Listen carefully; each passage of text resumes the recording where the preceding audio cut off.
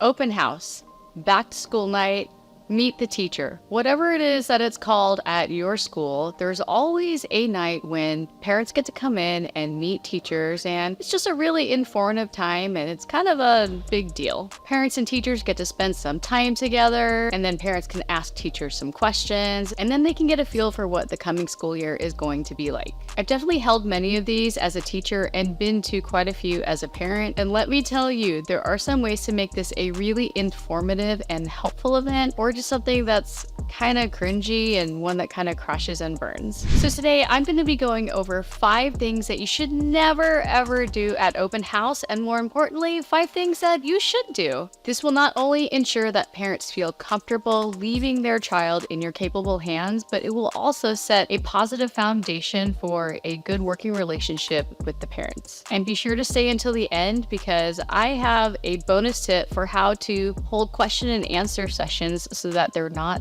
awkward, because they can get awkward. You know what's really awkward? You not hitting that like and subscribe button and still watching this. Now, I'm not going to go over specific activities that you should do or handouts that you absolutely must give. I mean, you can go on Pinterest or Teachers Pay Teachers and get some fabulous ideas. And honestly, open house looks different at the elementary, middle, and high school level. Instead, I'm giving you general tips for a successful open house regardless of what grade you teach. So the first thing that you should never do at open house is overload the parents with information. While I know that this is a perfect time for you to give them important information that probably their child isn't sharing with you, you definitely don't want to give them too much. You have to remember that, like you, they're coming here after work, they're probably tired, and they can only handle so much. When it comes to things like handouts, you want to focus on things that you know that you want to physically give them, because maybe it's not making it home in their child's backpack. So maybe any kind of federal forms that they're supposed to fill out, or information sheets with contact information. Maybe you want them to sign up for parent conferences right then and there, and hey, if they showed up to open house, they get first dibs on the times. You can hand out your syllabus, anything like that that you definitely want them to have right then and there. But if you do have a lot of information that you want to give them and you don't want to overwhelm them with like a packet of stuff, then you can split that up through emails or other types of messages, or even I've created videos for parents and then given those out over a period of time via email or through our learning management system. That way, parents can get these bite-sized pieces of information that they can actually absorb and understand. So this is definitely a time when less is more, simple is better, and especially when it comes to paper, because I'm going to tell you right now, there have been many times when I've just recycled the majority of the papers that a teacher has given me. The next thing that you definitely never want to do at open house is use a lot of educational jargon. I remember going to my daughter's 2nd grade open house, and the teacher seemed really competent, but I was kind of turned off by the fact that she was using a lot of educational jargon, like a lot of big words. And mind you, I am a teacher and I understand what all of this jargon is, but I was sitting there trying to come through the lens of a parent, and I just knew that it was going over a lot of people's heads. I mean, maybe you're trying to prove to them that you know what you're doing and that you know what you're talking about, but really all you're going to do is get them to tune you out because they don't get it and they get bored. And again, they're tired. So you want to use clear and accessible language with them. You want to talk in a way that even their students would understand, or maybe let's say middle school students would understand. And it's not that we're dumbing things down, it's just that parents don't need to know what the standards specifically are. They don't need to know what RL 7.1 is. They don't need to know exactly which concepts their students are going to be learning in math. You can give them a general idea like their times tables. They're going to be learning about dividing fractions, things like that. But you don't have to get into the nitty-gritty because they don't understand it, and probably they don't care. The third thing that you never want to do at open house is promising unrealistic expectations. Now, you can definitely discuss goals that you have for them and how you'd like to help them improve their reading and writing, or help them improve in math, or memorizing their times tables, or have them pass the AP biology test or something like that. But don't make promises that you absolutely know that you cannot uphold. For example, you can't promise that all the students in an AP US history class will get a 5 on their test. You just can't. Don't promise that students are going to reach a certain reading level, that they're going to get a certain score on a standardized test. These are things that definitely you can communicate that you are going to be working with the students towards, and that there is going to be a push for that, but don't actually tell them that you can guarantee it. Sometimes I feel like teachers, they have these lofty ideas of what they can do, and again, they feel like they have something to prove, but you're just going to be setting yourself for failure, and you're going to be setting up yourself to be attacked by parents who said, you promised this, but you didn't follow through. The next thing that you should absolutely never, ever do at open house is talk about your personal issues. So you definitely want to avoid getting too personal with the parents and talking about things that are happening in your life. I mean, yes, you can talk about the fact that you have a family, maybe you have 5 kids and a dog, something like that, but you don't want to go into anything overly personal. You don't want to talk about how you're going through a divorce or a death in the family or just anything like that. This includes bragging about anything that you've accomplished. I mean, you don't necessarily need to tell them about your curriculum vitae, or you don't need to tell them about all the places that you've taught. You just want to keep it brief when it comes to the things that are about you, because you are going to be under a magnifying glass anyway. And honestly, they didn't come to hear about you. That's not why they're here. If they want to know more about you, they'll probably stalk you on social media. The most that I really like to tell them is that I've been teaching for 22 years and how much I love teaching 7th grade and I love teaching their students. That's about it. That's what they get out of me. I don't tell them about my daughter or my divorce or anything like that. So just keep it to educational issues and focus on the students. And the last thing that you definitely don't want to do at open house is to be negative the whole time, which is funny because this part of the video is kind of negative.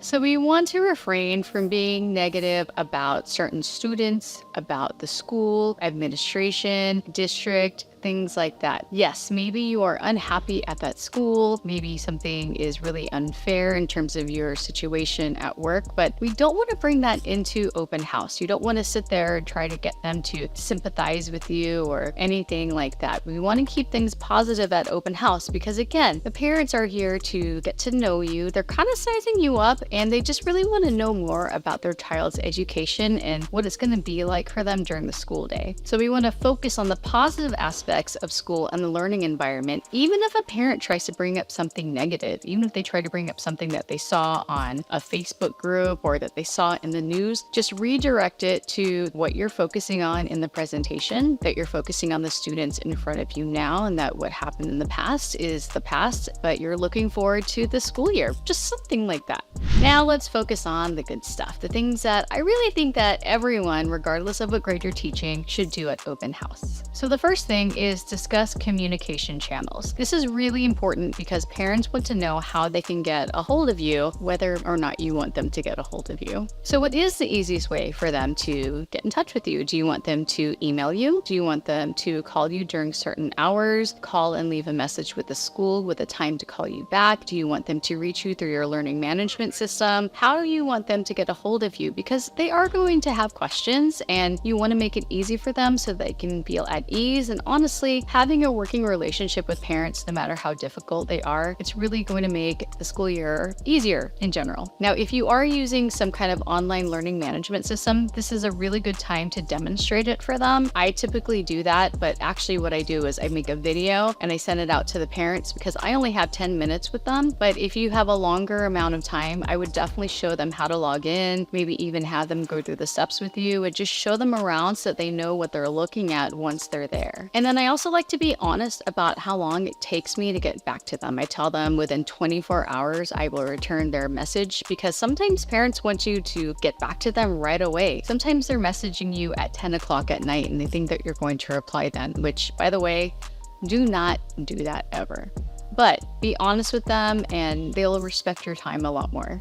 Another thing that I definitely think that you should discuss at open house is your teaching approach. I really think that parents want to know what kind of a teacher their student has. So are you a teacher that is a little more strict, or maybe you're a teacher that is a little more bubbly and fun and just sort of you like organized chaos. Maybe you like a lot of group work. Maybe you like students to take a lot of notes. You like to have lectures and then have students, break out into groups and then do individual quizzes. classes. The reason why this is important is because, again, parents want to know what their student is kind of getting into, and also it allows them to better support their student. So if a parent knows that you are someone who does not like a lot of talking in class in general, and then their student gets in trouble for doing that thing, well, now the parent can say, well, you know, Miss LaPree doesn't like it when kids talk out loud in class, so why are you answering without raising your hand? Do you see what I mean? You can get more support if the parents know this about you. I would also discuss how you differentiate for diverse learners. So maybe you have a different way of how you handle students that have behavioral issues that you already know about. Maybe they have something like an IEP or they're neurodivergent. How are you accommodating for them? And what is the school policy and the school plan? What are the supports that are built in? The parents are definitely going to want to know that.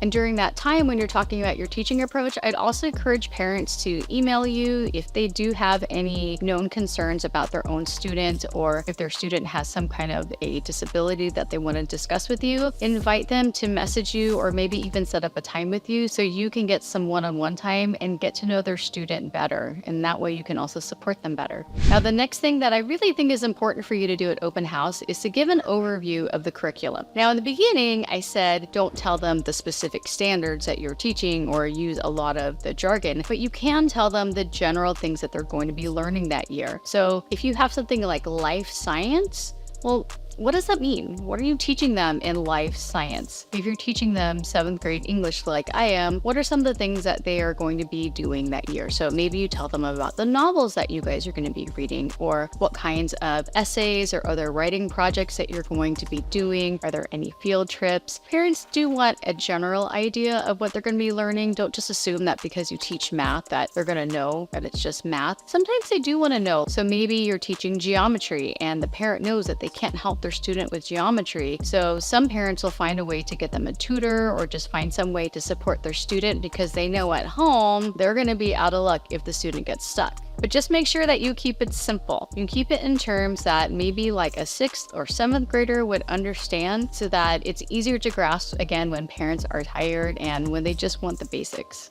Now, the next thing that I definitely think that you should go over at open house are your homework and grading policies. Now, a lot of elementary teachers don't necessarily use the same kind of grading system that they do in middle and high school, but parents still want to know, how can they tell if their student is progressing? How can they tell if their student needs more help in a certain area? Sometimes the codes that are on report cards and progress reports just don't make any sense. So I would definitely take time to go over grading and homework. So definitely go over the school's policies, if there are any, regarding late work or if they're absent, anything like that, because you kind of have to go with what the school or district policy is. And then I would go over your individual policy. What's your late policy? Do they lose points after it being late a certain number of days? Do they only get a certain number of days to make it up if they were absent? What are your policies? Do students have an opportunity to redo assignments, or do they only get one shot? I know that some teachers, students can only redo or revise an assignment if they get a certain grade, like a C. And then when they have the redo, they can't get above a certain grade. So let them know that. Be very transparent and clear so that there isn't any confusion later on when their student doesn't get a score or a grade that they were expecting. I also like to give them an idea of how much homework they should expect their student to have. That way their student isn't saying, oh, I have no homework in math, when really you assign math homework every day. So the last thing that I definitely think that you should cover at open house are academic support services. So you should explain the availability of any kind of tutoring, whether it's in person or online, any academic interventions or special education services that are offered at your school. I mean, part of why parents are even there at open house is to find out how their students' needs will be met. And so let's say that there is tutoring at your school, maybe even you offer it. Give them the schedule, let them know the hours and the days so that they can plan for it, because chances are their student doesn't want to have to stay extra for tutoring and their parent is going to have to tell them to do it. So what's the protocol? What are their dates and times? Now, my bonus tip has to do with doing an answer and question session at the end of open house. You definitely want to set aside some time for this, even if it's just a couple minutes, and here's why. First of all, if you don't actually build in time for it, you're going to be bombarded with a line of parents staying after to ask questions. And let me tell you, you might even end up staying an hour after open house is over because the parents will wait their turn if you don't give them a chance to ask during a Q&A session. It also leaves a really negative impression if you're unwilling to answer questions because it's like you're hiding something. And honestly, parents will have questions if you didn't answer it during your presentation. And another reason why I like to have these Q&A questions is because if a lot of parents are asking the same ones, then what I like to do is write them down. So I like to send out an email or a newsletter or a video that I send to all the parents, regardless of whether or not they made it, that covers those questions. But you want to do this the right way. Don't leave too much time for this because they will ask a lot of questions. Give them maybe 5 minutes. I mean, if it's too much time, it's going to be never ending. Even if parents don't want to go home because they have more questions, just insist that time is up for open house and that you've answered a lot of questions and that you're more than willing to answer more questions via email or a phone call or some kind of a conference. Now, here's the thing. If a parent starts asking you specific questions about their student, or they go into a whole life story about their student, you need to cut that off. So just gently stop them in the middle and let them know that this sounds like a sensitive topic